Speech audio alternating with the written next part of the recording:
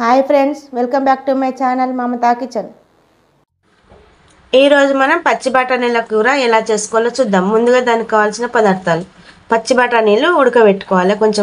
కొద్దిగా ఉడకబెట్టుకుంటేనే టేస్ట్ అనేది బాగుంటుంది, లేకపోతే అంత గట్టి గట్టిగా ఉంటుంది. తర్వాత 2 టమాటాలు ఇలా సన్నగా కోసుకోవాలి. తర్వాత ఒక 4-5 పచ్చిమిర్చి, కారం కూడా వేసుకోవచ్చు, కానీ నేను పచ్చిమిర్చి వేస్తున్నా, కొద్దిగా కారం వేస్తా. తర్వాత ఒక ఉల్లిపాయ, కొంచెం అంతా అల్లం వెల్లిగడ్డ పేస్టు, రుచికి తగినంత ఉప్పు, మనము కారం 1 స్పూన్ కారం వేసుకోవాలి, ఒక కారము, పసుపు. పచ్చి బఠానీల కూర తయారీ విధానం: ముందుగా బాండి పెట్టుకొని వేడెక్కాక ఆయిల్ వేసుకుందాం. 1 స్పూను ఆయిల్ పడుతుంది. ఆయిల్ వేడెక్కనిద్దాం.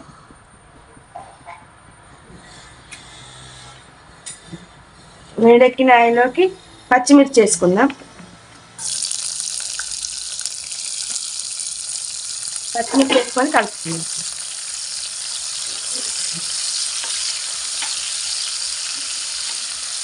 మంట సిమ్లో పెట్టుకొని వేయించుకోవాలి. ఇది ముందుగానే తొందరగా మంచిగా వేయించుకోవాలి. వేయాక ఉల్లిపాయలు వేసుకోవాలి. ఇందులోకి ఒక చిన్న ఉల్లిగడ్డ సన్నగా కట్ చేసుకోవాలి. ఇది దూరగా వేయించుకోవాలి. తొందరగా ఉప్పు వేస్తే తొందరగా ఫ్రై అవుతాయి. ఒక 2 స్పూన్లు మనకు రుచికి తగినంత ఉప్పు వేసుకోవాలి. తర్వాత చూసి వేసుకోండి. మళ్ళీ ఇది దూరగా వేయించుకోవాలి.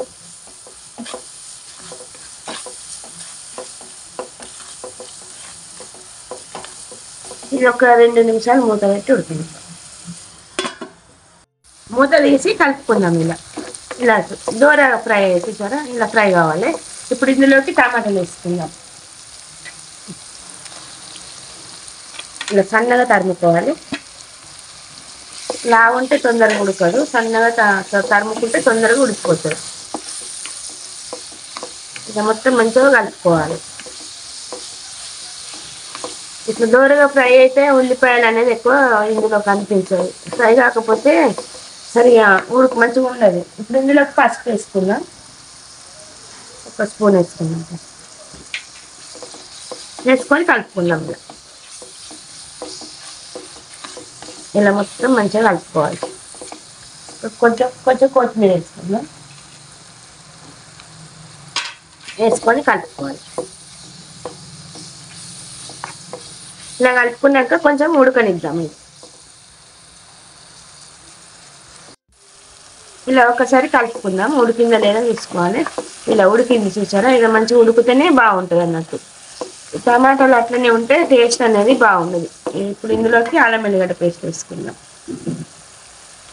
వేసుకొని పచ్చి వాసన వరకు కలుపుకోవాలి. ఇలా మంచిగా కలుపుకోవాలి. మంట స్లిమ్లో పెట్టి చేసుకోవాలి. మాడిపోతే టేస్ట్ అనేది బాగుండదు, ఇంత మాడు వాసన వస్తుంది. ఇప్పుడు ఇందులోకి మనం ముందుగా ఉడకబెట్టుకున్న బఠానీలు ఇందులోకి వేసేసుకుందాం.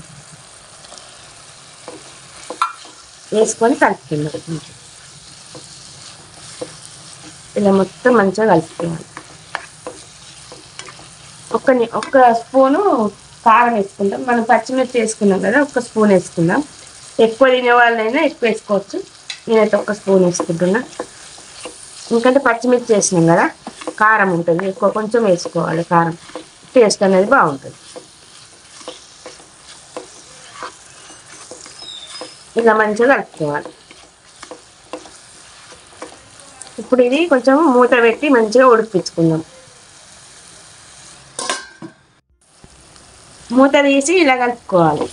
మొత్తం మంచిగా కలుపుకోవాలి. అడుగంటకుండా చూసుకోవాలి. కొంచెం అడుగంటుతుంది.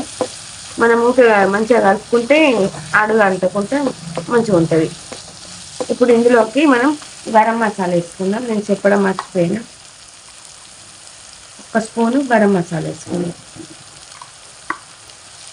వేసుకొని కలుపుకుందాం. గరం మసాలా వేసుకుంటే టేస్ట్ అనేది బాగుంటుంది. ఇప్పుడు ఇందులోకి మళ్ళీ కొత్తిమీర వేసుకుందాం. ఫస్ట్ కొంచెం వేసుకున్నాం, ఇప్పుడు కొద్దిగా వేసుకుందాం.